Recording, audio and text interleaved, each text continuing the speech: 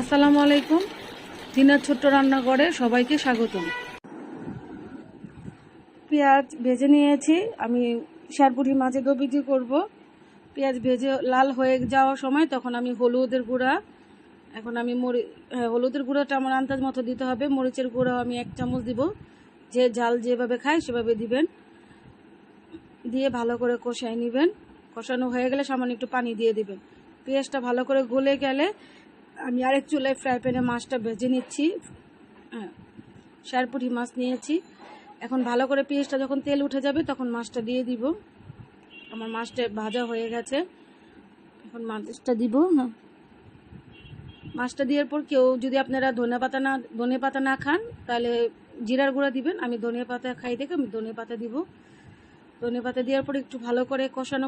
ভিডিওটি ভালো লাগলে লাইক, শেয়ার, কমেন্ট করবেন। আর পেজটিকে লাইক, ফলো করবেন। আমার ইউটিউব চ্যানেলে সাবস্ক্রাইব করবেন।